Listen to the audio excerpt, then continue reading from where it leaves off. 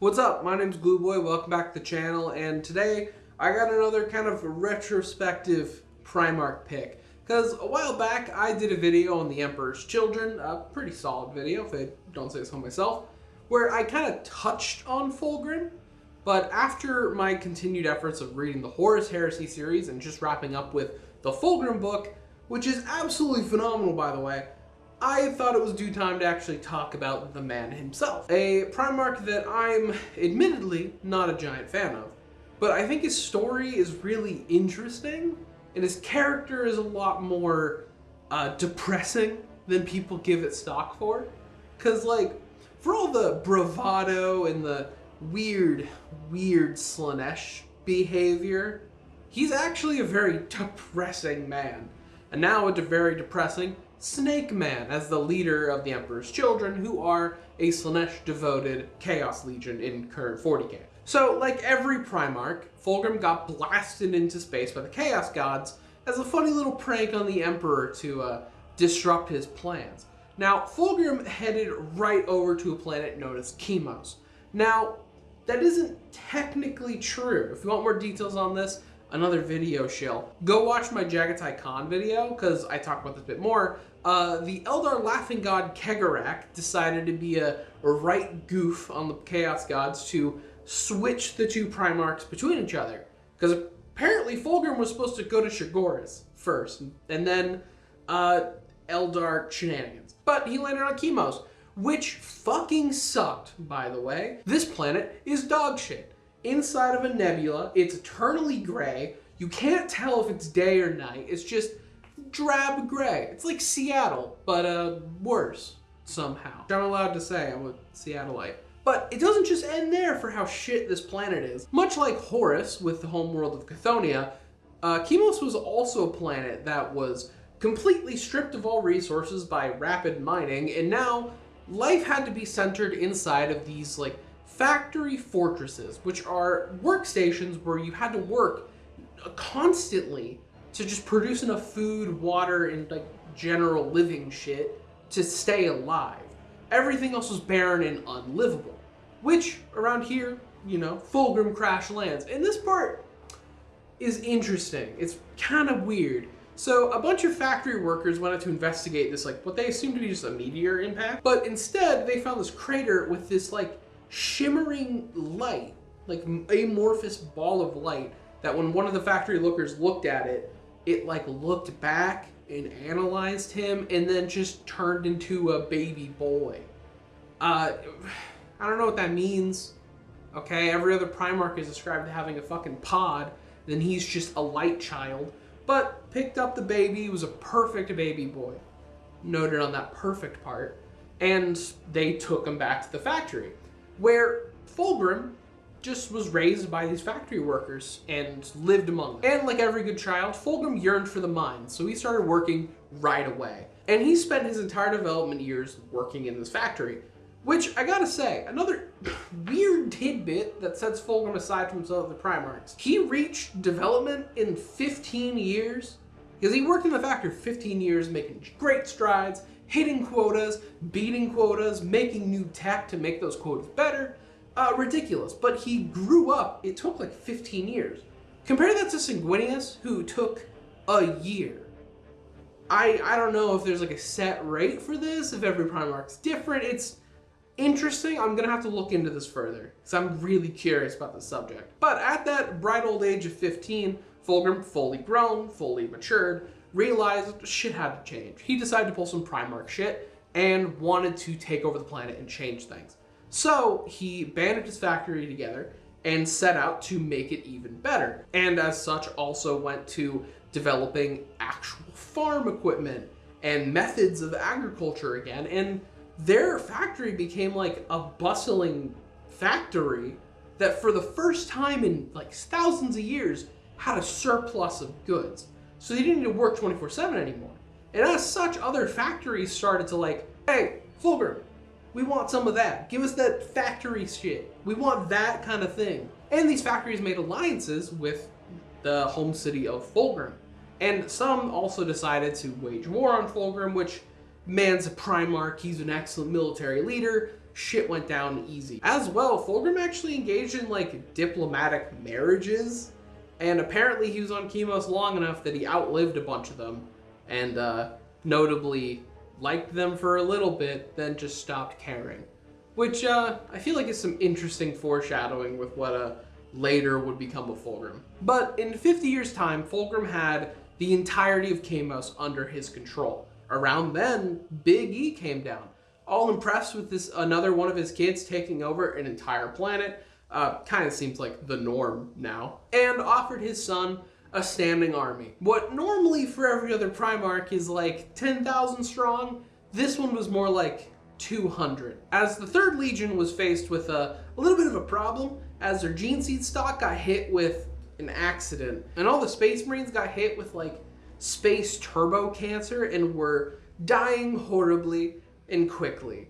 Which, with the rediscovery of Fulgrim, now they could actually rebuild using his genetic makeup so they could make more gene seed that isn't going to give them turbo cancer.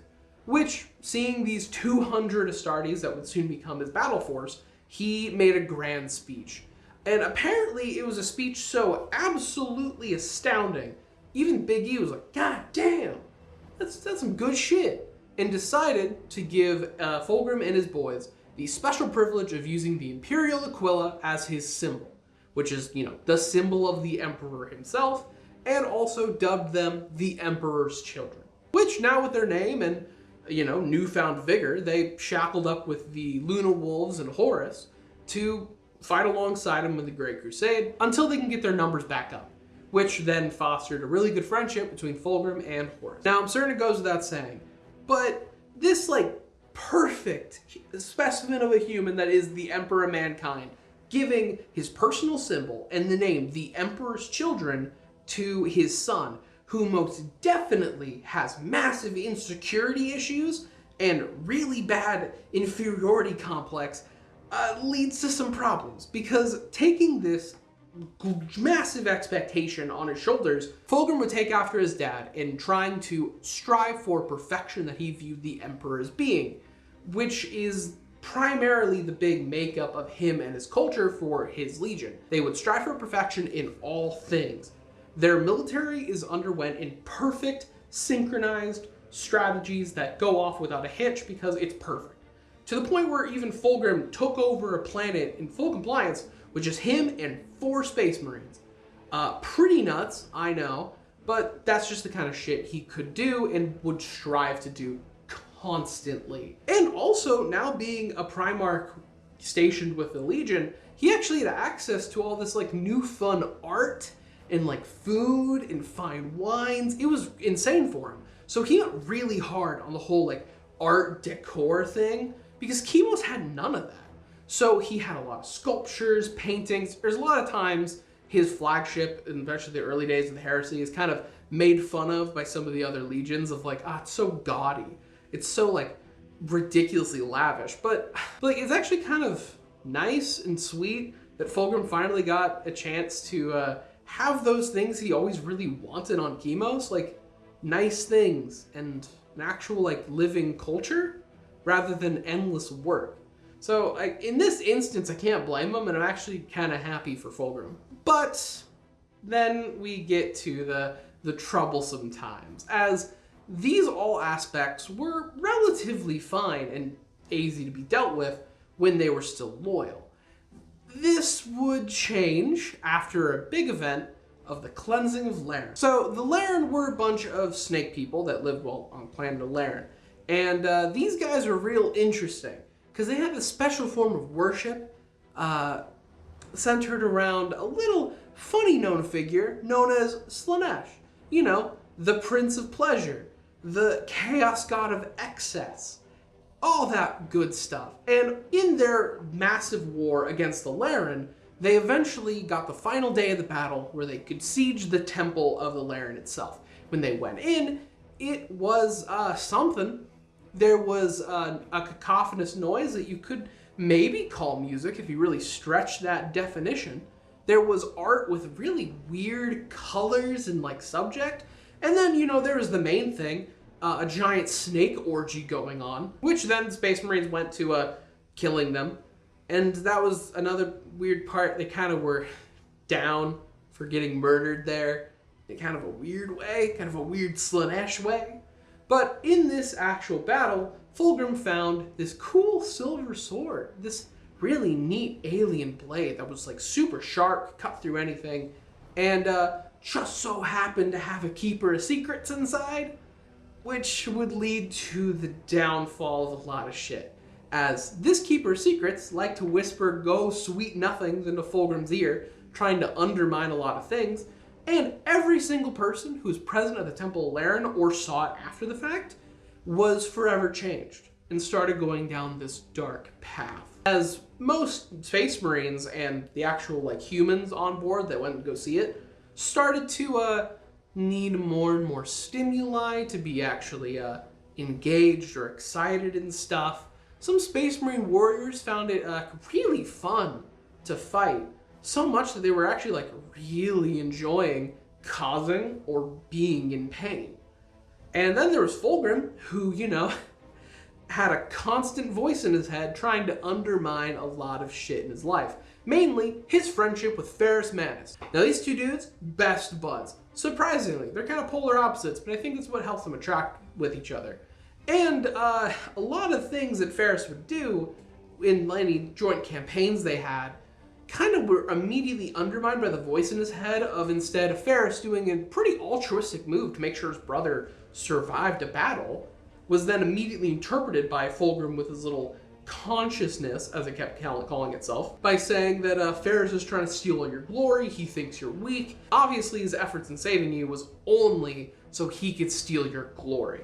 And this would cause some rifts in their brotherhood. As well, the cleansing of Laer was actually the turning point for good old Fabius Bile as well, because he got access to some funny little augment ideas, and this is also where they produced sonic weaponry for the first time, where we have our noise marines. But regardless, now the Legion was falling into some problems, and a lot of the Space Marines were getting a little weird, and Fulgrim was getting just a little bit traitorous, which with this Keeper of Secret sword laying all the groundwork, this was around the time that Horus hit up Fulgrim and first threw the offer of betraying the Emperor at him, which honestly, if Fulgrim never found this sword, never would have flown at all. Which, fun fact, later down the line, the demon inside the blade tells Horus this with much glee,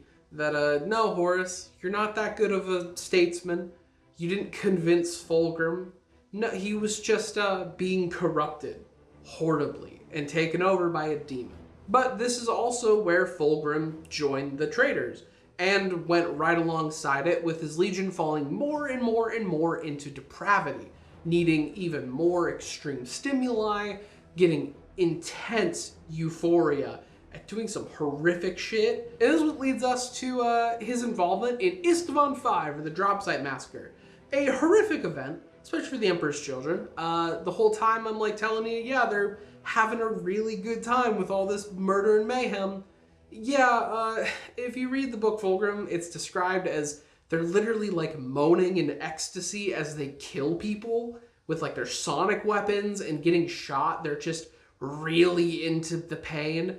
It's fucking depraved. But this then leads us to the final showdown between Ferrus Manus and Fulgrim.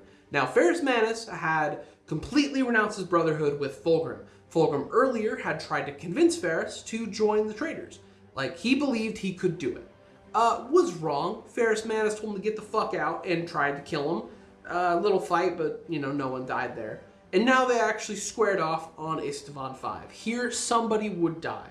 Problem is, Fulgrim was the better duelist. He was just better with it, and eventually got that final blow. But, like, again, stayed his hand to kill Ferrus Manus. Didn't want to do it. But the sword kept pushing. And with a little bit of encouragement, he got the killing blow. He decapitated Ferrus Manus.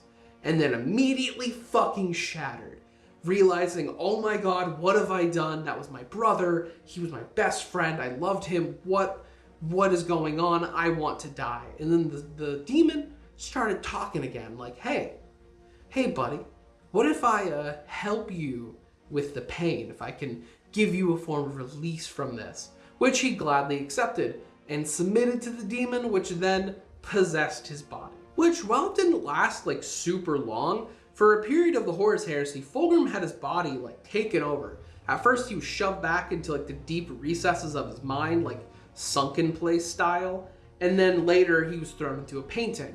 Now, eventually he got out and willingly sided with Slaanesh, which is, I think, a really interesting factor, as a lot of the later really horrific shit Fulgrim would do for that period is all the demon, a greater demon of Slaanesh, doing it. But then he kind of had justified it to himself that he would have made all those same decisions regardless of the demon was there, which genuinely is a massive cope, is what he's doing. A depressing cope, more than like a funny one, as he kind of needed to justify a lot of those actions to himself, even if he wasn't fully responsible for it. A thing I actually really like about Fulgrim, that's another character trait I like. I really like in Warhammer when a character has to justify some really horrific actions. That is why I'm a giant Conrad Kurz fanboy. But with now this willing subservience to Slaanesh, Fulgrim stopped caring about the Horus Heresy in general. He didn't really want to take part in large plans and just didn't really care, leading to some spats with Horus and Perturabo. And primarily when it comes to the Siege of Terra, Fulgrim took part, but he decided the main assault was too hard, so instead he pivoted to the main like central cities and slaughtered civilians for fun. Until eventually, the Siege of Terra ended because Horus died and so did the Emperor. And Fulgrim ran away to the Eye of Terra with his boys, also kind of just abandoning them as they ran off, like, peace, losers, I'm leaving. And the Emperor's children and a little bit of Fulgrim spread a fun little bit of mayhem and delight as they ran away to the Eye of Terror, ransacking any world they could find in their path and subjecting them to some bad torment. Which then later, the Emperor's children would do the exact same to the Sons of Horus later, when they thought it'd be a funny little prank to steal Horus's corpse. But that leads us to current 40k. Fulgrim's still kicking. He's now a big snake demon. And he's living on a pleasure planet, hidden in the warp, where none of his lame-o kids are allowed to be. And every once in a while, he comes out to do some shit. Like, for example, he's the guy that stabbed Guilliman to put him in a stasis pod. He took part in the 13th Black Crusade, because him and Abaddon are kind of buddy-buddy. Also, when Guilliman was revived, he sensed it and possessed a console to kind of taunt Guilliman in his own court, just for some goofs, because Guilliman could beat the fuck out of him if he was actually physically there. And also there's the whole story with ancient Rylanor, where he found the last remaining Emperor's children, who was a dreadnought, tried to convince him to join Chaos and was refused to his face. And as a demon Primarch for Slaanesh, charisma and convincing people to do shitty things is kind of your MO. And he got a wounded pride and a virus bomb to the face for his troubles there. But yeah, that wraps up Fulgrim. If you like this, like, comment, subscribe, do that stuff. And see ya.